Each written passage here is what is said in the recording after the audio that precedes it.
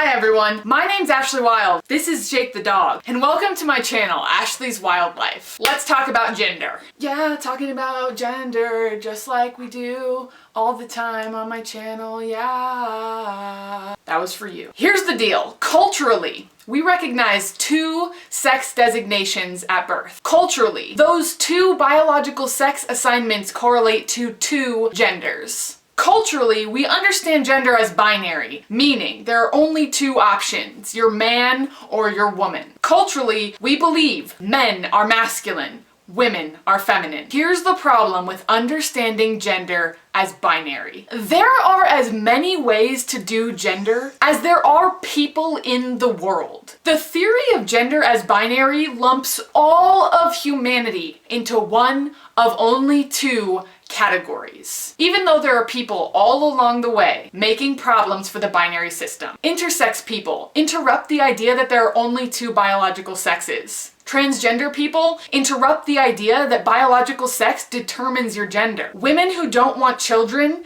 and men who want to be stay-at-home parents interrupt our ideas of what makes a man and what makes a woman a woman. Clearly, the binary system isn't working out for us. Instead of thinking about gender as binary, instead of believing that people can be divided into only two categories, it helps to think about gender as more of a spectrum, like the spectrum of light, or like a spectrum of colors. You use your own individual experiences, preferences, and identities to choose a spot on the spectrum that speaks to the way you move through the world. You place yourself somewhere on a spectrum instead of being pushed into one category or the other. When we think about gender as a spectrum, there are lots of ideas that come about because some people are so far from being man or woman that they've come up with other terms to explain themselves. I'm one of those people. So here are some other gender identities, and I've also provided a link below where you can find their definitions. Agender, bigender, demigender, gender fluid, gender nonconforming, non-binary, gender queer, neutrois,